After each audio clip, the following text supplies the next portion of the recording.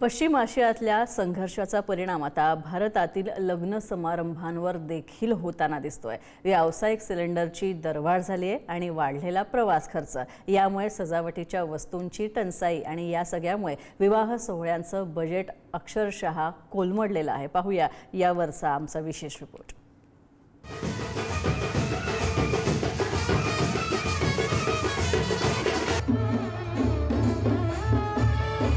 सध्या लग्न समारंभाचा हंगाम सुरू आहे, मात्र यंदा लग्न सोहळ्याचं बजेट चांगलंच वाढलंय। यामागचं कारण म्हणजे पश्चिम आशियातील संघर्ष।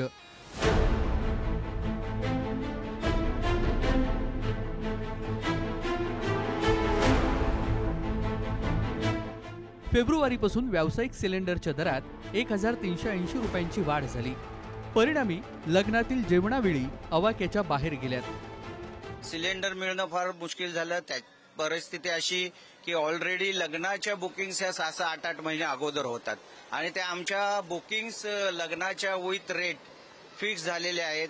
त्यामुळे आमच्यावर असा डबल बोजा आलाय की एक तर सिलेंडर मिळणं मुश्किल आणि त्यात आता सरकारने या महिन्यात 1 मेला कमर्शियल सिलेंडरवर 993 रुपयाची वाढ केली। एकदम भरमसाठ वाढ केल्यामुळे आमचं म्हणजे म्हणतात ना बजेटच सगळं कोलमडलंय लग्नाचं। लोकांना कमिटमेंट केलेली आहे की ह्या टायमिंगला आपला अमुक टायमिंगला यावला एवढ्याला पर डिश पडेल।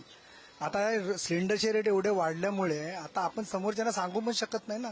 आपण जे ठरवलंय कमिटमेंट केले त्याप्रमाणे आपल्याला त्यांना पैसे द्या आपण त्यांच्याकडे घेऊ शकतो। एवढा जर अचानक जर बोजा वाढल्यामुळे आमचा पण प्रॉब्लेम झाला या प्रत्येक गोष्टीमुळे।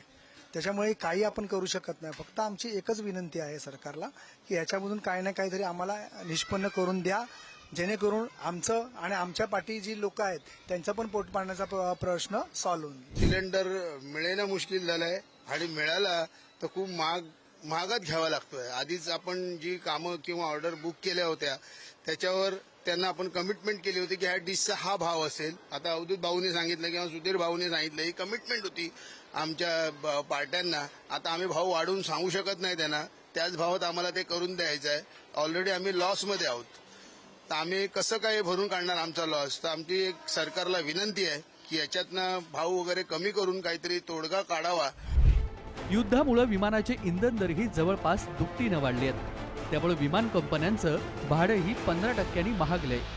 परिणामी देशांतर्गतसह परदेशातील डेस्टिनेशन वेडिंगचा खर्च सुमारे 20 ते 25% वाढलाय। खरं म्हणलं म्हणजे बजेट तर सगळ्यांचं वाढलेलंच आहे, पण शेवटी आखाती देशाचं संकट हे आपल्या देशावरचं झालेलं आहे। युद्ध तिकडे झाले आणि टंचाई आपल्याला झाली, त्यामुळे हा पूर्ण देशावर म्हणजे देशासाठी आणि देशातल्या रहिवाशांसाठी म्हणजे जनतेसाठी आलेला प्रश्न आहे। त्याच्याशी थोडंसं आपल्याला काटकसरीपणा करायला लागतोय। नियोजित असं काहीच नसतं, ते अचानक काही घडलेलं आहे। मग थोडंसं 500 माणसं आहेत ना, मग त्याच्यापैकी आपण चला 300 पाहुण्यांमध्येच आपण आटपूया असं लोकांनी डिसिजन घेतले। जिथे एसी हॉलची गरज तिथे नॉन एसी हॉल ऍडजस्टमेंट म्हणजे नॉन एसीचा पर्याय करायला लागलेत किंवा मुंबईच्या बाहेर जाऊन लग्न व्हायला लागलेत। मग थोडासा त्याच्यावर परिणाम झालेला आहे।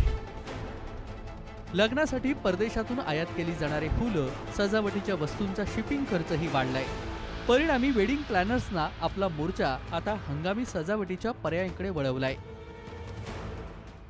अनेक वस्तूंचे भाव एवढे वाढलेले आहेत। तुरडाळी असतील, डाळी असतील, कडधान्य असतील, साखर असेल, तेल असतील आणि ज्या गृहोपयोगी वस्तू आहे किंवा ज्या लग्नासाठी लागणाऱ्या ज्या सर्वच वस्तू आहेत त्यांचे भरमसाठ भाव वाढलेले आहेत। आणि याचा मोठा परिणाम सर्वसामान्य कामगार जो आहे, सर्वसामान्य बिल्डिंगमध्ये राहणारा, चाळीमध्ये राहणारा, ज्यांचं उत्पन्न कमी आहे अशा लोकांवर तर खूपच मोठा आहे। सोन्याचे भाव तर गगनाला भिडलेत, चांदीचे भिडलेले आहेत। तर अशावेळी त्या सर्वसामान्य कामगाराने काय आपल्या मुलीसाठी काय द्यावं आणि काय देऊ नये हा मोठा प्रश्न त्यांच्यासमोर आहे। घर पहावे बांधून, लग्न पहावे करून ही म्हण आपल्याकडे सर्वश्रुत आहे।